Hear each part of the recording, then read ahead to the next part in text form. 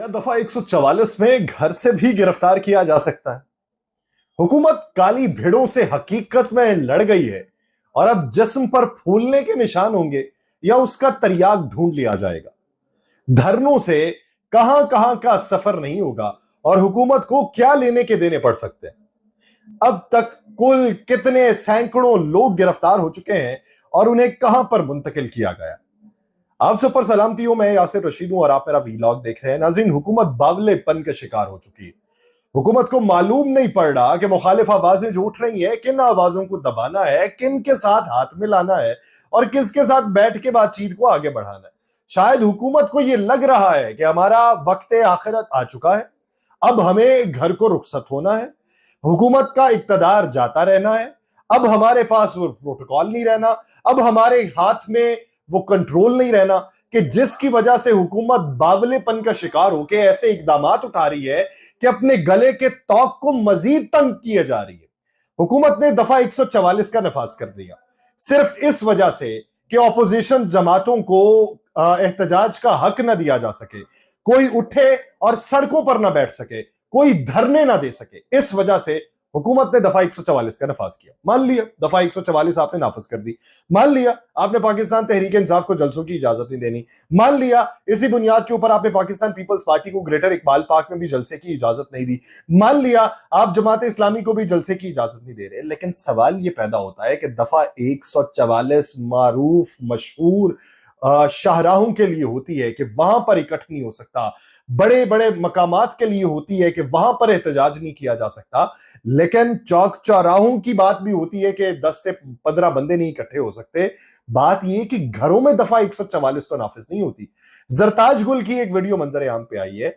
जरताज गुल साहिबा वो अपने खेतों में खड़ी हैं, जो राहदारी है बीच में, वहां पे खड़े होकर ये बात करती हैं कि तुम लोगों ने पुलिस की भारी नफरी मेरे घर के बाहर तायुनात कर दी, मैं वहां से उठी हूं और मैं अपने गांव वाले इस घर में आ गई हूं, मेरे घर के बाहर यहां पर फिर नफरी को तायुनात कर दिया है। यह जवाब दो कि दफा 144 क्या घरों के ऊपर भी नाफिज हो चुकी है कि यहां पर आकर तुम कहोगे कि आपको घरों से बाहर निकलना चाहिए या आपको गिरफ्तार करने आए हैं। तो आगे से जवाब क्या मिलता है कि आपको मालूम है कि दफा 144 क्यों नाफिज की गई। वो पूछती है कि बताओ कि मेरा कसूर क्या है, तो जवाब दिया जाता है आपको मालूम है आपने क्या किया हुआ है, बस आप हमारी मजबूरी को समझें। इस तरह के बयानात जो हैं वो वहां पर मौकिफ के तौर पे पुलिस हुकाम अपना रहे हैं, तो आपके पास क्या अखलाकी जवाज रह जाता है। यानी आप आवाजों से डरने लगे हैं, आप मुखालिफ तहरीकों से डरने लगे हैं, आपको यह लग रहा है कि आपका चराग इन फूंकों से बुझ जाएगा, आपको यह लग रहा है कि हवाएं मुखालिफ समत की हो चुकी हैं, दिए की लौ जो है वो टिमटिमाने पे आ चुकी है और जाने कब वो खत्म हो जाए। आपको यह लगने लगा है कि आप घर जाने वाले हैं। मैं काली भेड़ों से भिड़ने की बात क्यों कर रहा हूं कि ब्लैक बम्बल बी की बात की थी सुप्रीम कोर्ट के अंदर कि हम काली भेड़े हैं, हमें कहा गया था कि काली भेड़े हैं तो हम काली भेड़े हैं। यह बात सुप्रीम कोर्ट ने की थी, लेकिन सुप्रीम कोर्ट ने बाकायदा तौर पे आके हाथों के साथ तो मुकाबला नहीं करना, सुप्रीम कोर्ट ने सड़कों के ऊपर एहतजाज तो नहीं करना, सुप्रीम कोर्ट ने सिर्फ फैसले जारी करने और फैसलों के ऊपर अमल दरामद जो है वो हुकूमत ने करना है। अब हुकूमत उन फैसलों के ऊपर अमल दरामद नहीं करना चाहती, तो अब जो असल काली भेड़े हैं उनके साथ हुकूमत भिड़ी है। जमात इस्लामी के पहले स्ट्रक्चर को समझिए। मान लें पार्लियामेंट में उनकी नुमाइंदगी नहीं, मान लें मुल्क में उनकी सियासी तौर पे अक्सरियत नहीं, मान लें उस तरीके से सियासी पावर उनके पास मौजूद नहीं, लेकिन आप इस बात से इनकारी नहीं हो सकते कि जमात इस्लामी का एक मजबूत स्ट्रक्चर मौजूद है। वही स्ट्रक्चर जो आपको यह दिखाई देता है कि मौलाना फजलुर रहमान साहब बंदे इकट्ठे कर सकते हैं। तो वो बंदे कौन है?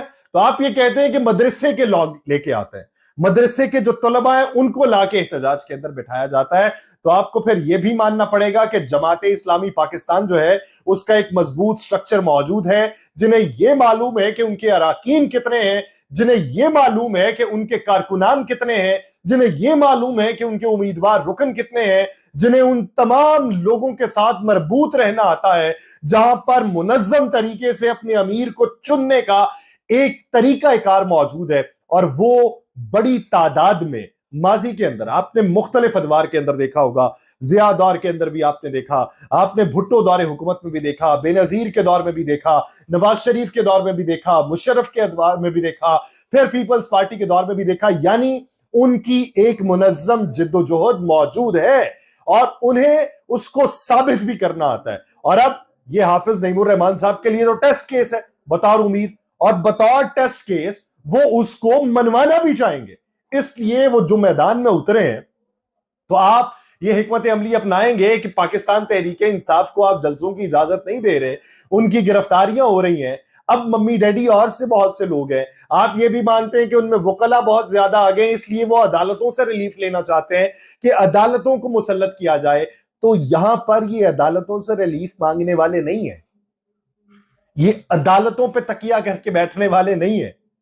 हुकूमत इत्तेहाद की बात करे तो हुकूमत को मुतालिबात मंजूर करना पड़ेंगे, लेकिन एक ऐसे वक्त में कि जब आपके इदारा शुमारियात की रिपोर्टें हफ्तावार बुनियादों पर बताएं कि 10 से 15 अशियाए जरूरिया की कीमतें बढ़ रही हैं, जब आपको हर 15 दिन के बाद यह देखने को मिले कि पेट्रोल की कीमतों में इजाफा हो रहा है, जब आपको यह देखने को मिले कि आप हुकूमती तसल्लुत से पेट्रोल की कीमत को निकाल के मार्केट वैल्यू के ऊपर लेके आ रहे हैं, जब आपको यह मालूम पड़े कि डॉलर की कीमत कब तक मुस्तहकम रहेगी नहीं मालूम, जब आपको यह मालूम पड़े कि हर महीने बिजली की कीमतों में इजाफा किया जाएगा, जब आपको यह मालूम पड़े कि पेट्रोल की कीमत में इजाफा होने के बाद जो बुनियादी टैरिफ के अंदर इजाफा होना है, बुनियादी कीमत के अंदर इजाफा होना है, उसके साथ साथ फ्यूल प्राइस एडजस्टमेंट की मद में भी आपको सरचार्ज भुगतना पड़ेंगे।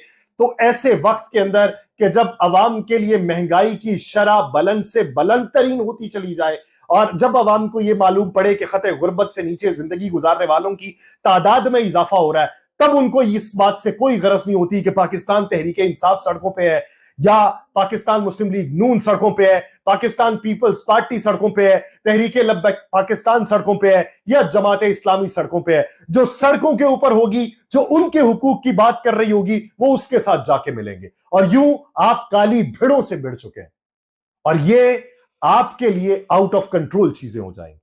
अब हुआ क्या, इन्होंने गिरफ्तारियां की। जमात इस्लामी ये क्लेम करती है कि 500 से जायद कारकुनान जो है वो अब तक उनके गिरफ्तार किए जा चुके हैं। मुख्तलिफ रहनुमाओं के घर छापे मारे गए, उनके ड्राइवर्स जो है वो उठा लिए गए, गाड़ियों को साथ ले जाया गया, हर जगह पे रोकने की कोशिश की गई। इस्लामाबाद की राहदारियों पे बड़े कंटेनर्स लगा के रोकने की कोशिश की गई थी, लेकिन अहमद सलमान बलोच की कयादत में जो काफिला रवाना हुआ था वो रुकावटों को अबूर करते हुए इस्लामाबाद की हुदूद में दाखिल हो चुका है। यह कहा गया कि अगर रोकने की कोशिश की जाएगी तो वहीं पर बैठ के धरने दिए जाएंगे।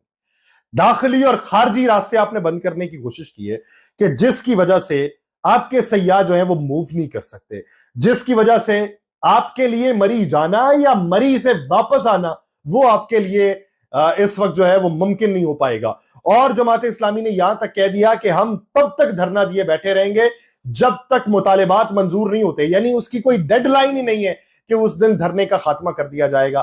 तो वफाकी हुकूमत के लिए मुश्किलात जो है वो बढ़ती चली जा रही हैं, लेकिन इस पे सीना चौड़ा करके, सर को ऊंचा करके, आवाज की टोन को बुलंद करके वो ये नारे लगा रहे हैं कि हम तो रोक लेंगे, दफा 144 नाफिज है, ऐसा हो जाएगा वैसा हो जाएगा। इस्लामाबाद हाई कोर्ट में जस्टिस सुमन रिफत की अदालत के अंदर जो केस पाकिस्तान तहरीक इंसाफ का लगा हुआ था एहतजाज के हवाले से, उस केस में बातें हुई तो एडवोकेट जनरल और सरकारी वकील ने वहां पे खड़े होकर यह बात की कि अगर आप इजाजत देना चाहते हैं तो दे दें, हम नहीं देंगे। ये बाकायदा तौर पे धमका रहे हैं अदालतों को। तो ये जाने का इशारा तो जरूर हो सकता है, ये किसी से मफाहमत का इशारा नहीं हो सकता।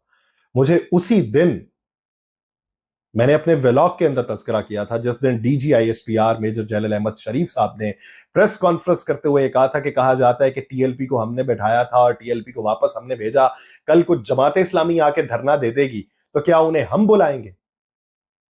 तो मुझे उधर से अंदाजा हो चुका था कि धरना भी होगा और पाकिस्तान तहरीक इंसाफ की तरह जमात इस्लामी के साथ भी दो दो हाथ करने की कोशिश की जाएगी।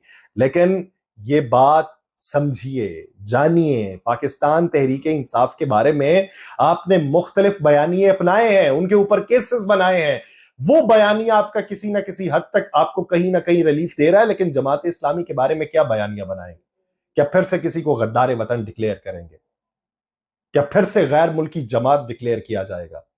کیا سبھی کو رگیدا جائے گا؟ یہ تو چیزیں کنٹرول میں نہیں رہیں گی اور یہ ہاتھ سے نکلتی ہوئی دکھائی دے رہی. حکومت کا وقت آخر آیا دکھائی دیتا ہے. جانے کیوں. مجھے دیجیے اجازت. اللہ نے کے بعد.